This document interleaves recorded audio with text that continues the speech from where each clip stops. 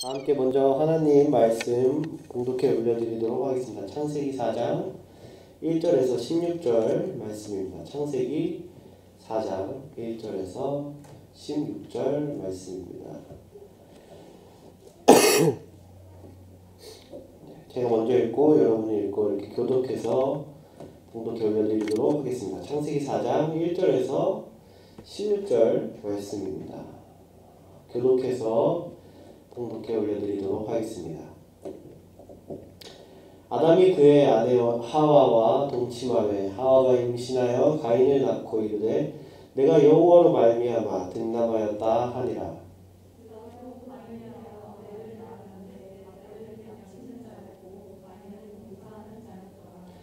세월이 지난 후에 가인은 땅의 소산으로 제물을 삼아 여호와께 드렸고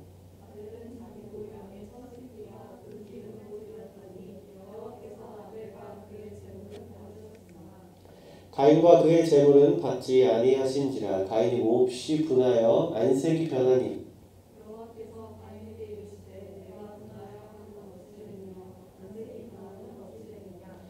내가 선을 행하면 어찌 낯을 들지 못하겠느냐. 선을 행하지 아니하면 죄가 문에 엎드려져 있느니라. 죄가 너를 원하나 너는 죄를 다스릴지니라.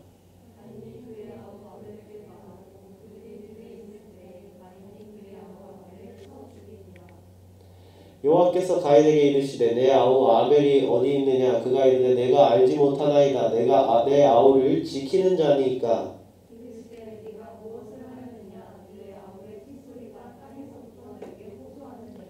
땅이 그 입을 벌려 내 손에서부터 내 아우의 피를 받았은즉 내가 땅에서 저주를 받으리니.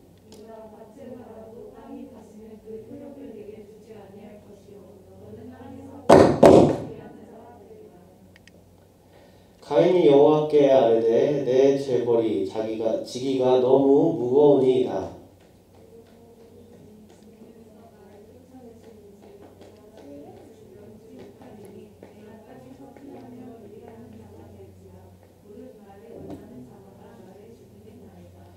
여호와께서 그에게 이르시되 그렇지 아니하다.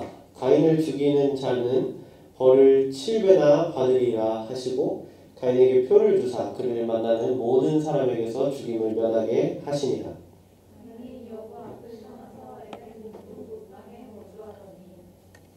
네, 아멘. 다 함께 기도하시겠습니다. 사랑과 은혜가 많으신 하나님 아버지, 오늘도 이렇게 주님 앞에 나와서 주님 청년부 예배를 드릴 수 있도록 허락해 주시며 감사드립니다.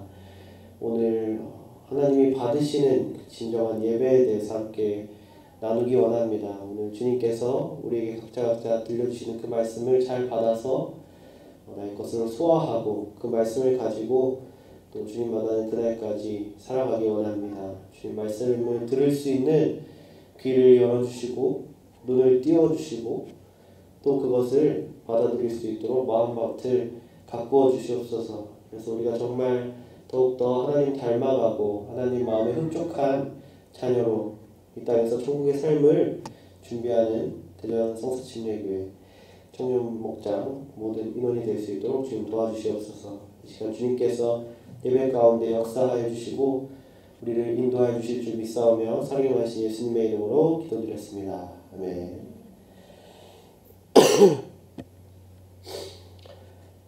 네, 오늘도 이 자리에 모인 우리 가운데 그리스도의 은혜와 평강이 함께하기 원합니다.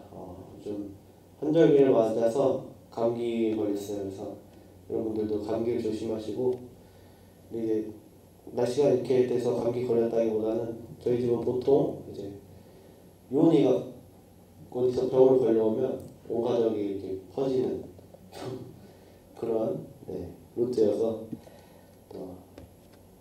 그렇습니다. 어쨌든 여러분들도 감기 조심하시고 아프지 마시고 건강하게 삶을 살아가셨으면 좋겠습니다. 우리가 이 시간 또 주님께 예배 드리기 위해서 나와 있습니다. 각자 한 주간 또 살아온 삶이 또 다를 것이고 하겠지만 다들 또 힘겹고 어렵고 고민되고 또 실패도 해보고 내가 왜 이러지 좌절도 해보는 또 일주일을 보내면서 이 시간 또 주님 앞에 나오셨을 거라고 생각합니다. 우리가 매일매일 또 큐티를 하면서 기도를 하면서 또는 교회 나와서 주님을 몇 번씩 예배를 드리면서 주님께 예배하는 삶을 살고 있습니다.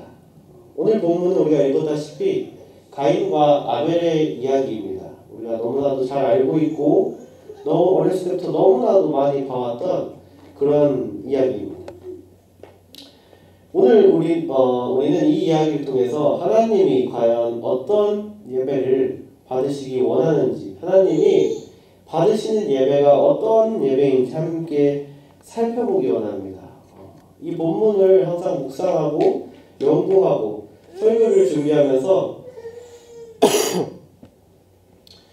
생각보다 맨 처음에는 이제 가인과 아벨 얘기 쉽잖아요. 그죠? 다 아는 얘기. 그런데 이 본문은 항상 연구하고 보고 묵상하고 하면 정말 많은 교훈을 하나님께서 우리에게 전해주십니다. 개인적으로는 에덴 동산의 이야기 거의만큼 오히려 그것보다 더 많은 메시지를 담고 있는 본문이라고 볼 수 있는데요. 그 중에서 또 고민하고 기도하면서 한 가지 포인트를 가지고 왔는데 오늘 그 포인트, 과연 하나님이 받으시는 예배가 무엇인지, 내가 드리는 예배는 하나님께서 받으시는 예배인지를 우리가 함께 살펴보고 그렇든 안 그렇든 앞으로 우리가 하나님께서 받으시는 예배를 드릴 수 있는 그런 지혜를 얻어가는 시간이 되었으면 좋겠습니다. 먼저 오늘 말씀은 가인과 아벨의 탄생 이야기로 시작을 합니다. 아담과 하와는 에덴 동산에서 쫓겨났죠. 우리가 창세기를 이제 계속 보다가 중간에 이제 또 연말 연초 이렇게 하면서 다른 말씀도 보다가 창세기로 다시 돌아와서 또 창세기 앞에 부분을 까먹으실 수도 있는데 어쨌든 아담과 하와가 에덴 동산에서 쫓겨났습니다. 그래서 나와서 살면서 가인과 아벨을 낳게 되죠. 4장 1절을 보면 이렇게 말합니다. 아담이 그의 아내 하와와 동침함에 하와가 임신하여 가인을 낳고 있는데 내가 여호와로 말미암아 등남하였다 하니라. 가인은 누구나 잘 알다시피 인류 최초의 살인자죠. 그리고 아벨은 인류 최초로 혈족에게 살인을 당한 사람입니다. 그런데 가인은 태어났을 때부터 악인은 아니었어요. 그렇죠? 하와가 가인을 낳고 여호와로 말미암아 이 아이를 낳았다라고 말합니다. 세번역 성경은 이것을 주님의 도우심으로 내가 남자아이를 얻었다라고 이야기를 하죠. 그렇기 때문에 가인의 탄생은 태어났을 때부터 가인은 죄인으로 예정되어서 저 범죄를 지을 것으로 예정되어서 탄생된 것이 아니고 가인은 하나님의 축복으로 인해서 하와가 잉태에서 낳은 그런 아이라는 것이죠. 그래서 2절을 보면 그가 또 가인의 아벨을 낳았는데 아벨은 양치는 자였고 가인은 농사하는 자였더라 라고 이야기합니다. 그가 또 가인의 아벨을 낳았다고 하죠. 이것은 뭐냐면 또라는 말 속에는 무엇이 들어있냐면 아벨도 가인처럼 하나님의 은혜로 도우심으로 나왔다. 그래서 그들의 시작 지점, 탄생은 가인과 아벨이 차이가 없었다는 거예요. 두 아들 모두 하나님의 축복으로 도우심으로 탄생한 그런 아담과 하와의 자녀였다라는 사실입니다. 그래서 가인은 농사꾼이 되었고 아벨은 양치는 목자가 되었습니다. 그리고 3절, 4절은 이렇게 말해요. 세월이 지난 후에 이제 그들이 큰 다음이죠. 가인은 땅의 소산으로 제물을 삼아 여호와께 드렸고 아벨은 자기도 양의 첫 새끼와 그 기름으로 드렸더니 여호와께서 아벨과 그의 제물은 받으셨으나 라고 이야기합니다. 보통 우리는 이 본문을 가지고 여러 가지 해석을 하죠. 아벨은 첫 것을 드리고 가인은 첫 것을 드리지 않았기 때문에 이렇게 된 거다 라든지 제물은 동물로 드려야 율법에 동물로 드려야 하는데 곡식으로 드려서 그렇다 라든지 아벨은 기름지고 좋은 것을 드렸지만 가인은 먹고 남긴 것 좋은 것을 드리지 않았다라든지 이런 해석들을 대부분 많이들 들어보셨을 거예요. 물론 다 중요하고 일리 있는 말들입니다. 틀린 말들은 아니에요. 하지만 이 본문이 그 의도를 전달하는 본문은 아니라는 사실이에요. 성경 어디에도 가인이 둘째 것, 안 좋은 것, 필요 없는 것을 드렸다라는 말은 절대 하고 있지 않습니다. 만약 이 본문이 첫 것을 드려야 하고 동물을 드려야 하고 기름지고 좋은 것을 드려야 하는 그런 방법론적인 의미를 전달하는 부분이라면 그렇지 않은 예물은 받지 않는 하나님이다 라는 것과 동의어가 되는 거예요. 그렇죠? 이 첫 것을 드려야 된다. 그 의미를 전달하는 것이다 라고 말한다면 첫 것을 드리지 않는 것은 하나님이 받지 않으시는 하나님이다 라는 것을 말한다는 거예요. 근데 하나님은 재물의 경중을 따지는 분이 아니시죠. 우리가 과거에 두렙돈을 가장 큰 예물로 받으시는 분이신 것처럼 하나님은 많은 돈을 낸 사람, 적은 돈을 낸 사람, 가치 있는 것, 덜 가치 있는 것은 물론 중요하지만 그것을 중점적으로 여기시는 분이 아니라는 것을 우리는 분명히 알고 있습니다. 그렇기 때문에 이 본문이 첫 것을 드려야 되는 것이다. 좋은 것을 드려야 되는 것이다. 맞는 말이죠. 하지만 이 본문이 전하는 핵심 메시지는 그런 방법론적인 게 아니라는 거예요. 그렇다면 도대체 이 말씀은 우리에게 어떤 궁극적인 의미를 전달해 주려고 하는 것인가? 그것을 알려면 이제 5절을 보아야 합니다. 5절부터 7절 중간까지 상반절까지는 이렇게 이야기해요. 가인과 그의 재물은 받지 아니하신지라. 가인이 몹시 분하여 안색이 변하니 여호와께서 가인에게 이르시되 내가 분하여 함은 어찌 됨이며 안색이 변함은 어찌 됨이냐. 내가 선을 행하면 어찌 낯을 들지 못하겠느냐라고 말씀하십니다. 결론부터 얘기하면 내 예배가 하나님께서 받으시는 진정한 예배가 되려면 첫 번째는 뭐냐면 선을 행하는 사람이 되어야 한다는 거예요. 선을 행하는 사람. 내가 선을 행하면 어찌 낯을 들지 못하겠느냐. 가인은 아벨의 예배는 받으시고 자기 예배는 받지 않으시는 하나님을 보고 분해하면서 표정이 변했어요. 좀 몹시 분하며 안색이 변하니. 가인은 차별하시는 하나님의 반응을 보고 속된 말로 뚜껑이 열렸다는 거죠. 빡이 친 거예요. 왜 쟤는 받고 나는 안 받고 도대체 무슨 차이가 있길래 화가 나는 거죠. 지금까지도 교회를 떠나는 대부분의 많은 사람들의 이유가 가인과 같아요. 그것은 뭐냐면 하나님이 차별한다고 느끼는 거예요. 맨 처음에는 하나님이 기도의 응답도 잘 해주시고 막 잘되게 해주시고 그러다가 어느 순간 지나면 내 기도의 반응도 안 해주시는 것 같고 내가 하는 일은 점점 힘들어지고 근데 믿지 않는 사람들은 잘되고 승승장구하고 악인은 형통하고 이런 사실들을 보면서 점점 하나님이 공평하지 않고 차별하시네 라고 본인이 생각하면서 교회를 떠나게 되는 사람이 그리고 자기 마음대로 입맛에 맞는 교회를 찾아다니는 사람이 요즘 시대도 굉장히 많다는 거죠. 그런 사람들이 바로 가인과 같은 사람들이라는 사실이에요. 가인이 이렇게 하나님께서 동생과 차별한다고 생각하면서 막 울그락불그락 화가 나 있을 때 하나님이 가인에게 말씀하셨습니다. 네 지금 왜 화가 나니? 표정이 왜 그러니? 라고 하시네요. 그리고 이어서 이렇게 말씀하시죠. 네가 선을 행했으면 내 앞에서 떳떳하지 않겠니? 당당하게 나를 볼 수 있지 않겠어? 그런데 너는 지금 나를 떳떳하게 못 보고 있잖아 라고 말하는 거예요. 그러면 이걸 바꿔 말하면 뭐죠? 네가 선을 행하지 않았기 때문에 지금 내가 너의 예배를 받지 않은 거야 라고 이야기를 하고 있다는 사실이에요. 이를 통해 우리는 현재 가인이 동생의 재물만 받고 자기 재물을 받지 않는 하나님의 그 차별 같다고 생각하는 본인의 생각 때문에 화가 난 모습을 봤죠. 하지만 무엇인지 모르겠지만 그 하나님의 꾸중을 들었을 때 분명히 마음속에서 생각 속에서 자기가 잘못한 거 그리고 자기가 선하게 행동하지 못한 그 삶들이 떠올랐기 때문에 하나님한테 반론을 하지 못하고 입국탓하고 있을 수밖에 없었던 거예요.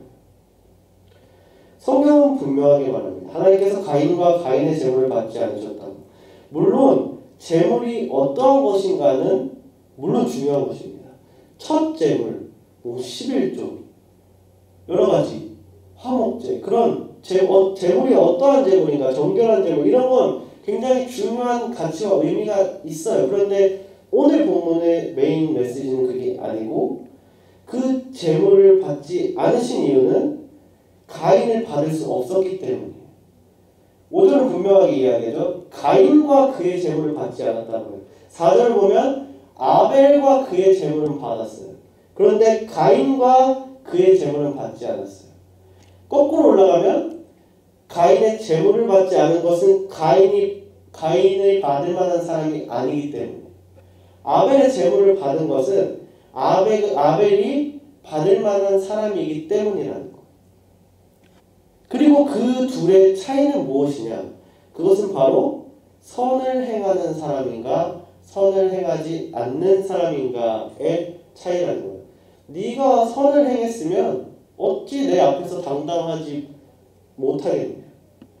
네가 선을 행하지 않았기 때문에 나한테 그렇게 뭐라고 해도 네가 당당하지 못한 거 아니냐? 라는 것이죠. 즉 하나님께서 말씀하신 선을 행하는 것은 히브리어 원어로 미완료형으로 사용됐어요. 그것은 뭐냐면 선을 행하는 것은 한 번 하는 그 사건을 이야기하는 게 아니라는 거예요. 계속해서 행해져야 하는 것이라는 거죠. 그리고 신기한 사실은 이 선을 행한다는 그 히브리어 원어 그 단어 동사는 성경에서 한 번도 완료형으로 쓰여본 적이 없어요. 그것은 미완료형입니다. 그건 뭐냐면 선을 행하는 삶을 살아야 되는 것은 내가 계속해서 그 삶을 살아야 된다는 거예요. 선을 행하는 것은 그냥 내가 누군가가 왔을 때 한 번 도와줬어. 내가 일주일에 그 하나 선을 행했어. 그러면 나는 일주일에 선을 행한 사람이야가 아니고 월요일부터 토요일까지 계속 선을 행하면서 사는 거예요. 선을 행하는 것은 절대로 끝나지 않는 거예요. 그렇기 때문에 항상 미완료형으로 쓰여진 것이고 그렇기 때문에 하나님께서 말한 선을 행한다는 그 말의 의미는 지속적으로 계속해서 선을 행하고 이루어가는 그 선한 삶을 사는 것이 바로 하나님이 받으시는 예배자의 삶이라는 것. 우리 친구 네이버는 예배에 대해서 이렇게 정의합니다. 숭배하는 마음에서 우러나오는 행위들. 예배는 그냥 내가 뭐 울고 싶을 때 와서 막 찬양하면서 울고 기도하고 아니면 세상에서 제일 많이 지어서 찝찝하니까 뭐 성당 애들이 고해성사하듯이 교회 와서 예배드리면 뭔가 없어질 것 같고 용서해 줄 것 같고 그런 단순한 행위들이 아니라는 거예요. 내가 헌금 많이 하면 그게 몇 배로 나한테 돌아올 것 같은 그런 뭔가 복권 같은 게 아니라는 거죠. 진실하고 진정한 마음으로 평소에 선한 삶을 계속 살아나가는 것이 그것이 오늘 본문이 말하는 선한 행위입니다. 그리고 이 선한 행위를 살아가는 사람의 예배를 받으시는 거예요. 그러니까 우리가 지금까지 봤던 창세기 4장 1절에서 7절까지를 요약하면 평소에 선한 행위를 계속 살아오는 사람, 그 사람을 받으시고 그 사람이 하나님께 드리는 것들을 받으신다는 거예요. 그 사람의 평소에 그 행동들이 선을 행하는 행동을 삶을 사는 사람이 아니면 그 사람이 뭘 드리든 간에 하나님께서는 받지 않으신다는 거죠. 가인은 농사꾼이고 아벨이 양치는 자라는 정보는 성경이 괜히 준 게 아닙니다. 이해하기 쉽게 말하면 1차적으로는 가인은 평일에 가인의 직장에서 아벨은 평일에 아벨의 직장에서 삶을 통해 선을 행했는가 행하지 않았는가를 하나님께서 판단하셨다는 거예요. 가인이 농사꾼이고 아벨이 양치 목자고 근데 예수님이 목자였기 때문에 목자가 더 의미 있는 시작적으로 뭐 의미가 있다. 이게 아니라는 거예요. 그냥 가인의 직업이에요. 그렇죠? 가인의 직장은 저기 밭이었고 아벨의 직장은 저기 들이었어. 그런데 하나님이 아벨은 받으시고 가인은 안 받으셨네. 왜? 아벨은 선을 행했고 가인은 선을 행하지 않았기 때문에. 어디에서? 직장 생활에서. 정말 요약해서 이해하기 쉽게 말하면 이거는. 그렇기 때문에 예배는 내가 주일만 교회에 와서 예배드리기 전에 회개 기도하고 이제 회개했으니까 깨끗해졌겠지 하면서 그 마음으로 예배드리면 내가 회개해서 깨끗하게 된 상태에서 예배드렸으니까 하나님께서 받으실 거야 라는 그런 1차원적인 개념이 아니라는 겁니다. 예배는 주일 하루만 경건해서 되는 게 아니라는 거예요. 하나님이 분명히 안식일을 기억하여 거룩하게 지키라고 하셨죠. 하나님은 1일부터 6일까지 창조를 행하시고 7일에 너무 보시기에 좋고 완벽해서 안식을 행하신 거예요. 그렇죠? 그렇기 때문에 우리가 1일부터 6일까지 열심히 내가 주어진 삶의 자리에서 선을 행하면서 살고 선을 행하면서 일해야 되는 거예요. 그랬을 때 내가 주일에 안식일 주님 앞에 나온다면 하나님께서 너는 그 6일 동안 너의 삶 가운데서 선을 행하면서 살았구나. 너의 예배는 내가 받아줄게. 라는 자격이 주어지는 거예요. 그럴 때 내가 찬양을 하건 기도를 하건 말씀을 읽건 순종을 하건 봉사를 하건 헌금을 하건 그것을 하나님께서 받아주는 거예요.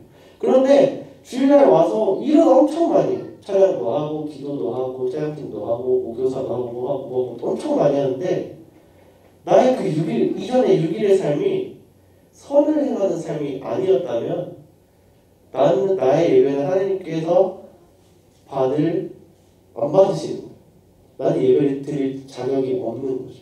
그럼 내가 무엇을 드리든 간에 하나님께서 그것은 받으시지 않으신다라는 사실을 이 본문이 우리에게 전달해 준다는 사실입니다. 그래서 우리가 드리는 예배가 그냥 하나의 동아리 활동이라든지 그냥 흘러가는 그런 시간이 아니라 하나님이 받으시는 진정한 가치 있는 예배가 되기를 원하신다면 그렇다면 주일 예배를 드리러 오기 전에 그 6일의 삶을 선하게 살도록 노력해야 한다는 거예요. 주님은 우리의 그 6일의 삶을 보고서 그래 내가 안식일에 주일에 너의 예배를 받아줄게. 너는 6일을 정말 최선을 다해서 선한 삶을 살았어. 너는 예배를 받을 만한 자격이 있어. 너는 아니야. 자격이 없어. 왜 예배는 받지 않을 거야. 그것은 재물의 가치와 양을 통해서 하나님 판단하시는 게 아니고 내가 예배를 드리러 오기까지의 삶을 어떻게 살았는가, 선하게 살았는가, 선하게 살지 않았는가에 따라서 하나님께서 판단하신다는 사실.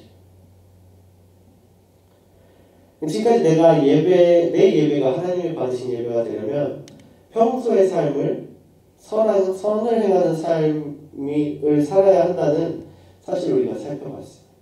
이어서 두 번째로 내 예배가 하나님께서 받으신 예배가 되려면 죄를 다스려야 돼요.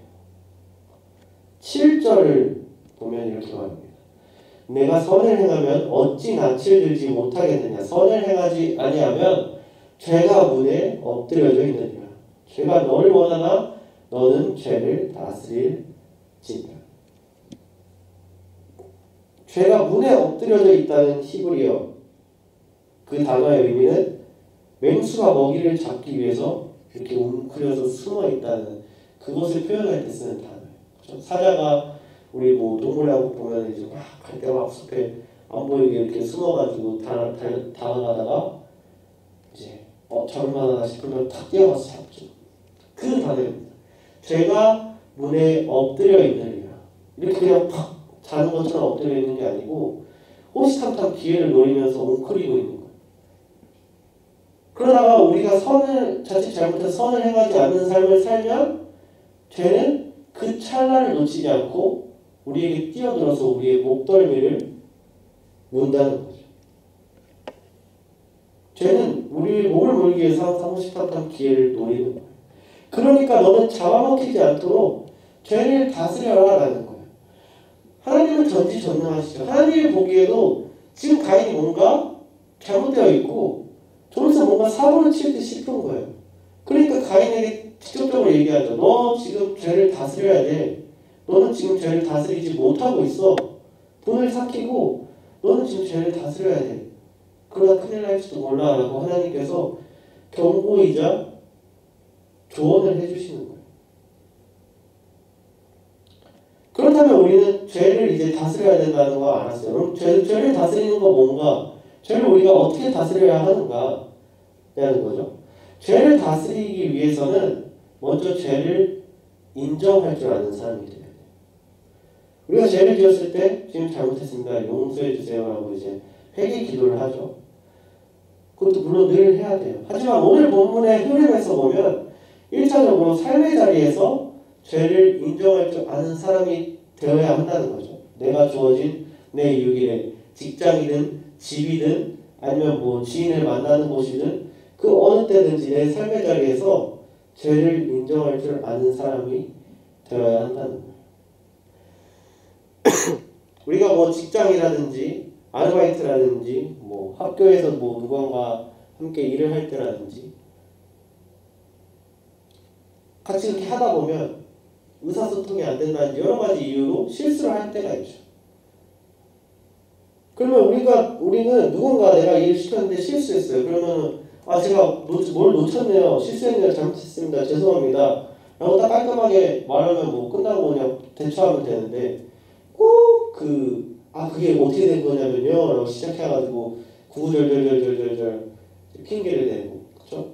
돌려 얘기하고 자기가 잘못했는데 결국 20분 30분 들어오면 자기가 잘못한 건데 그걸 꼭 자기가 안 잘못한 것처럼 만들어 뺑뺑 돌려서 인정하지 않고 핑계대는 사람들이 있죠.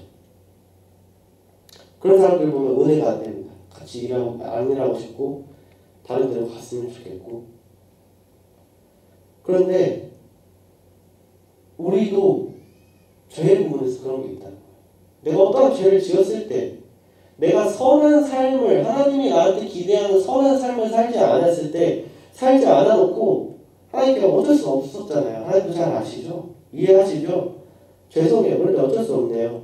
오늘 너무 피곤해서 내일 2배로 열심히 할게요. 이렇게 뒤에 플러스 알파를 달면서 나의 죄를 하나님께서 나에게 기대하시는 선한 삶을 인정하지 않고 계속해서 합리화하면서 죄를 다스리는 게 아니고 죄의 다스림 속으로 들어가는 모습이 있다는 거죠. 그것은 우리 모두에게 최소한 한 가지 이상씩 지금 존재한다는 거예요. 여러분이든 저는 우리 모두에게. 왜냐하면 우리에게는 원죄가 있고 우리 마음속에는 그 원죄로 인한 죄성이 자리 잡고 있기 때문이에요.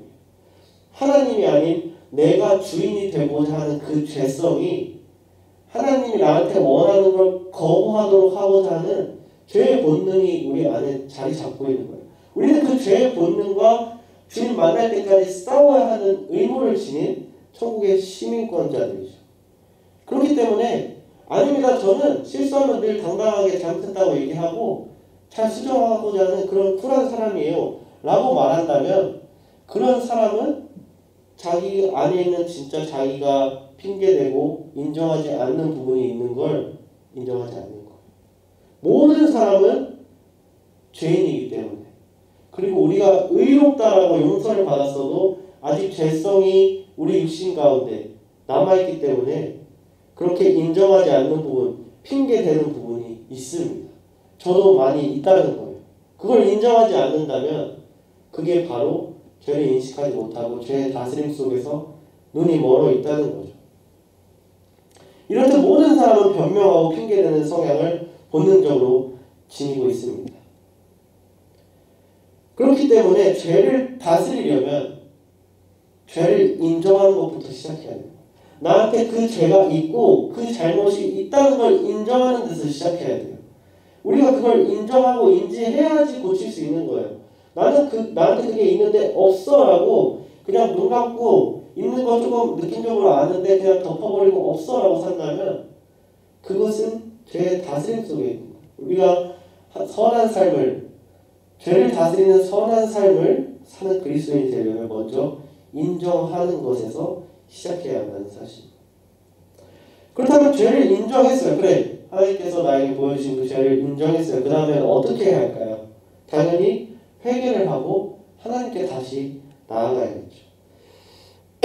하나님께서는 가인에게 죄를 다스리고 선한 삶을 살아야 한다고 경고하셨어요. 가인이 죄를 짓기 전에. 그런데 가인은 그 경고를 받아들이지 않았습니다. 받아들이는 신용조차 안 했어요. 그리고 하나님이 저렇게 충고를 한 다음에 바로 가인은 어떻게 했죠? 아벨을 들로 끌어내서 쳐 죽였어요. 지체하지 않았습니다. 하나님의 그 충고와 조언은 1도 가인에게 영향을 주지 않았어요. 그러고 나서 하나님께서 어떻게 하셨죠? 가인에게 나타나서 네 동생 지금 어디 있니? 라고 물어보셨죠. 가인이 뭐라고 했죠? 나야 모르죠. 내가 동생을 지키는 자이니까 라고 가인은 시치미를 때죠. 그러니까 하나님께서 가인에게 네가 지금 무슨 짓을 했는지 아느냐? 내 동생의 아벨의 피가 땅에서 지금 나에게 울부짖고 있다라고 나는 이미 너가 아벨을 죽인 것을 알고 있어 라고 가인에게 말하시는 거예요. 그리고 죄를 범한 가인에 대한 심판이 11절 12절에 나옵니다. 이제 내가 땅에서 저주를 받을 것이다. 땅이 그 입을 벌려서 너의 아우의 피를 너의 손에서 받아 마셨다. 내가 밭을 갈아도 땅이 이제는 너에게 효력을 더 나타내지 않을 것이다. 너는 이 땅에서 쉬지도 못하고 떠돌아다니게 될 것이다. 이것은 가인에게 적법한 심판이 내려진 거예요. 만약에 아벨이 이렇게 했다면 너희가 더 이상 동물들이 너의 말에 따르지 않을 것이다.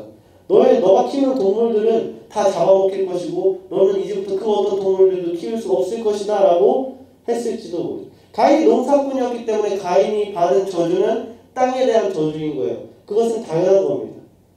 우리는 우리가 행한 만큼 벌을 받는 거예요.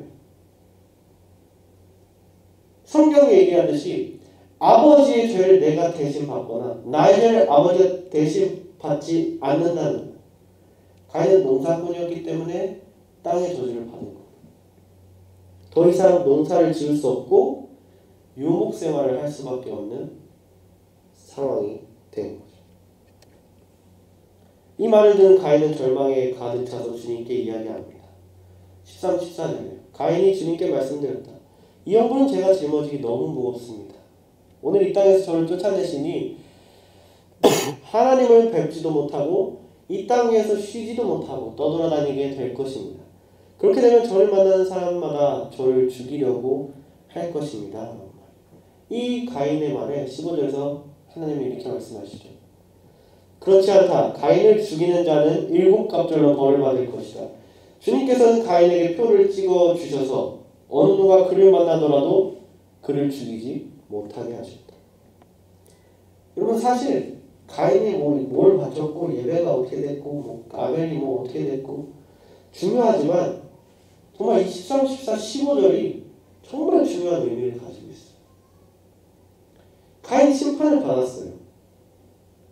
우리가 들은 지 너무 오래됐지만 선악과 이야기를 한번 거슬러 올라가서 떠올려 봅시다.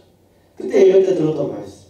하나님께서 아담이 선악과를 따먹었을 때 동산에 나타나셔서 아담을 바로 찾지 않으셨었죠. 그냥 거니셨어요. 그렇죠? 그래도 아담이 자기를 찾아오지 않으니까 아담아 어디 있느냐라고 부르시고 아담이 나오니까 너가 먹었느냐? 뭘 먹었느냐? 누가 먹게 했느냐? 계속 물어보시죠. 그럼 그 물어보심의 의미가 뭐였어요? 주님 죄송합니다. 제가 잘못했습니다. 라고 회개의 기회를 계속 주신 거였어요. 그렇죠? 주님은 아담과 하와가 한 입 배를 물자마자 하늘에서 천둥소리와 함께 냉엄하고 이 땅에 지상에 강림하실 수 있었어요. 내가 하지 말아야 했거든 하면서 바로 거기서 번개로 천벌을 내리셔서 죽이실 수 있는 하나님이셨습니다. 그런데 굳이 선악과를 먹은 아담이 있었는데 그 내려가셔서 아담이 볼 수 있는 곳을 계속 거니시는 그래도 안 찾아오니까 어디 있느냐 불러서 말하지는 않을까 뭐 먹었냐고 물어보면 말하지는 않을까 계속 기회를 주시는 거죠. 회복의 기회, 회개할 수 있는 기회를 주시는 건데 끝까지 기회를 잡지 못하고 자기의 죄를 인정하지 못하고 변명하니까 심판을 받았죠. 가인에게서 똑같은 게 나옵니다. 가인아 어디 있느냐, 네 아우가 어디 있느냐 했을 때 하나님이 어딘지 몰라서 그런 거 아니었잖아요. 지금 땅에서 피가 나한테 얘기하고 있다. 그 얘기를 듣고 그 얘기를 한 건 뭐냐면 난 이미 알고 있었다는 거예요. 알고 있는 상태로 네 아우가 어딨니? 라고 물어봤다는 건 하나님께서는 지금 가인이 하지 말라고 한 그 죄를 인정하고 회개하기를 원하셨다는 거예요.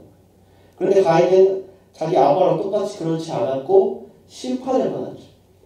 그런데 여기서 재밌는 사실은 아까 앞에서 심판을 받으니까 가인은 하나님께서 주신 심판이 저한테 제가 너무 감당하기 힘든 심판입니다.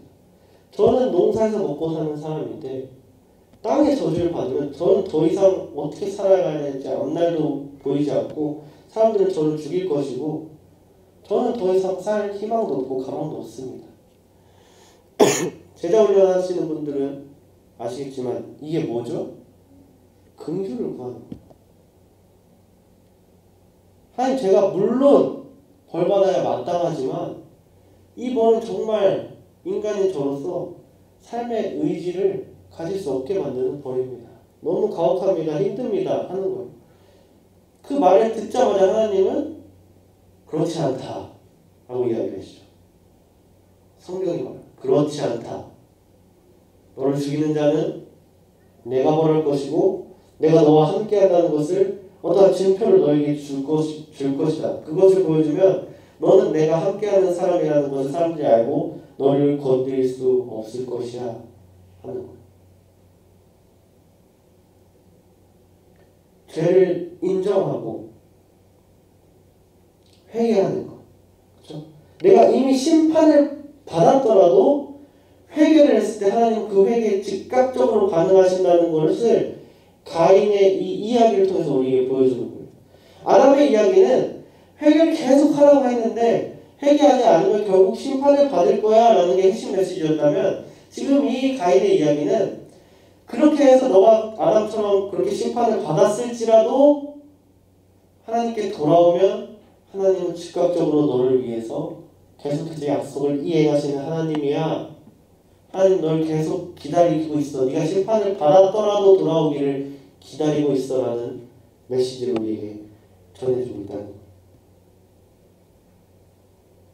우리가 죄악에서 넘어져 있을지라도 죄를 다스리라고 했는데 죄의 다스림 속에 빠져서 헤어나오지 못하고 허우적거리고 있을지라도 우리를 지키고 기다리고 있는 하나님의 은혜는 언제나 동일하다는 거예요. 재미있는 사실은 16절은 이렇게 말합니다. 가인이 여호와 앞을 떠나서 에덴 동쪽 노땅에 거주하였다. 여러분 15절에서 하나님은 내가 너한테 이 증표를 줄게 라고 해요. 이 증표가 있으면 아무도 너를 해치지 못할 거예요. 그건 뭐죠? 이건 내가 너한테 주는 증표고 사람들이 그 증표를 보면 내가 너를 지켜준다는 사실을 인지할 거기 때문에 아무도 너를 건들 수 없어 라는 거죠. 그러니까 뭐예요? 가인이 회개하지 않아서 심판을 받았는데 가인은 하나님께 긍휼을 구했어요. 그러니까 하나님은 가인에게 긍휼의 은혜를 베풀어 주셨죠. 나는 너랑 계속 함께하고 내가 너를 지켜줄 거야 라고 했어요. 그 말이 끝나기 무섭게 16절에서 뭐라고 합니까? 그 바로 시작이 가인이 여호와 앞을 떠나서라고 합니다. 가인이 죄를 지어서 심판을 받아서 하나님이 가인을 떠난 게 아니에요. 가인은 죄를 지었고 심판을 받았지만 하나님께 긍휼을 구했고 하나님은 은혜를 주시면서 난 너와 계속 함께한다고 징표까지 주셨는데 결국 그 징표를 받자마자 가인이 한 일은 여호와 앞을 떠나는 거예요. 여러분 이거를 우리에게 대입해 봅시다. 우리는 예수 그리스도를 하나님이 믿으면 주님의 자녀로 우리를 받아주시죠. 그래서 우리가 예수 그리스도를 믿고 우리는 무슨 증표를 받았습니까? 성령이라는 증표를 우리에게 주셨어요. 그런데 우리는 그 성령이라는 증표를 받자마자 난 이제 구원을 받았어 라는 안심 속에서 난 증표가 있으니까 내 마음대로 살아야지 하고 여호와 앞을 떠나서 선을 행하지 않는 삶을 살지는 않냐는 거예요. 그러면서 주일날 와서는 회개 기도했으니까 깨끗해졌다고 생각하면서 예배를 드리고 하나님께서 내 예배를 받으셨어 라고 내 스스로 자기만족을 하고 있지는 않냐는 겁니다. 오늘 성경은 그것을 곱씹어보고 그렇게 하지 말라고 우리에게 말해주고 있다는 거예요. 가인과 아벨의 예배의 차이는 선을 행하는 사람이었는가, 그의 예배 전까지의 삶, 아니면 그 예배 전까지의 삶이 선을 행하지 않는 사람이었는가 라는 것이죠. 그리고 선을 행하는 삶이라는 것은 어떤 사건이 아니고 계속되는, 우리가 주님 만날 때까지 계속되어야 하는 것이고, 그리고 그 선을 행하는 삶이 무엇인가? 죄를 다스리는 거라는 거예요. 그리고 우리가 죄를 다스리려면 내 안에 있는 죄를 인식하고 인정하는 데서 시작해서, 그래서 하나님께 긍휼을 구하면서 회개를 해야 한다. 하나님의 도우심을 구해야 한다. 그리고 오늘 본문은 나아가서 어디까지 이야기를 해주냐면, 그래서 하나님이 죄의 다스림 속에 있던 너희들을 죄를 다스릴 수 있도록 건져내 주셨다면 너희는 그 은혜만 받고 입싹 씻지 말고 하나님이 너희와 계속 함께 하듯이 너희도 하나님과 함께 할 줄 알아야 돼 라는 이야기를 우리에게 한다. 근데 대부분의 사람들은 은혜를 받으면 여호와 앞을 떠나기 마련이죠. 우리가 교제할 때 많이 얘기하고 늘 들었던 것처럼 고난이 있을 때는 오히려 예수 그리스도를 찾지만, 하나님이 우리에게 증표를 주셔서 나에게 안정이 보장되고 안정된 삶이 보장되었을 때는 여호와 앞을 떠나게 되더라 라는 내 삶의 간증도 있잖아요. 그렇죠? 내가 증명한 사건들도 있고, 지금 본문이 우리에게 똑같은 모습을 보여주고 있죠. 가인이 죄의 다스림 속에서 살았고, 그래서 하나님께 혼났고, 그래서 가인은 하나님께 긍휼을 구하면서 은혜를 구했고, 하나님은 보호해 주겠다고 증표를 주셨어요. 그리고 가인은 그 증표를 받아서 이제 살았다 하자마자 16절에 여호와 앞을 떠납니다. 오늘 본문은 우리에게 이렇게 살면 안 된다는 표본을 제시해 준 거고, 이 반대로 살아야 한다라고 말해주고 있다는 거예요. 말씀의 결론을 맺겠습니다. 오늘 우리는 말씀을 통해서 하나님께서 받으시는 예배에 대해서 살펴봤어요. 하나님께서 허락하신, 우리에게 주어주신 그 6일의 삶을 선한 행위를 하면서 살기를 원하십니다. 우리가 그 삶을 선하게 살아왔을 때 우리에게는 하나님이 받으시는 예배를 드릴 자격이 주어지는 거예요. 근데 우리가 그 6일의 삶을 선하게 살지 않았다면 내가 여기 와서 무슨 행위를 하더라도 가인의 예배를 받지 않은 것처럼 하나님은 우리의 예배를 받지 않고 그것은 그냥 흘러가는 시간이 되어버린다는 것을 우리에게 말씀해 주고 있는 것이죠. 그리고 그 우리가 6일 동안 살아야 하는 선한 행위를 하는 삶은 무엇인가 라고 했을 때 죄를 다스리는 것이죠. 그리고 우리가 죄를 다스리기 위해서는 내가 다스릴 수 있는 죄만 보면서 나는 죄를 다스리는 사람이야 라고 하면 안 되는 거죠. 내가 다스리지 못하는 죄를 다스릴 줄 알게 되는 것이 바로 주님을 닮아가는 성화의 과정이잖아요. 그러려면 우리는 죄를 다스리는 사람이 되려면 나의 죄를 먼저 끄집어내서 보고 나에겐 이 죄가 있다는 걸 인정해야 돼요. 그리고 나는 이거 고쳐야 한다는 것을 인정하고 인식하고 하나님께 가지고 나아가서 저에겐 이게 있습니다. 하나님의 긍휼을 구합니다. 은혜를 주시옵소서라고 해야 합니다. 그럴 때 하나님은 가인이 그 얘기를 하자마자 그렇지 않다, 내가 너와 함께 할 것이다 라고 즉각적으로 반응해 주신 것처럼 우리의 그 긍휼을 구하며 은혜를 구하는 기도에 하나님은 즉각적으로 반응해 주실 거예요. 그때 우리는 가인처럼 반응하면 안 되고 가인과 정반대로 나에게 은혜를 주고 증표를 줘서 내가 안정이 됐을 때 더 하나님을 찾고 닮아가는 삶을 살아야 한다라는 것을 오늘 가인과 아벨의 이야기를 통해서 우리가 알 수 있었습니다. 이 시간 잠시 반주를 해주시고요. 반주가 울려 퍼질 동안 함께 기도할 때 오늘 들은 말씀을 놓고 기도하기 원합니다.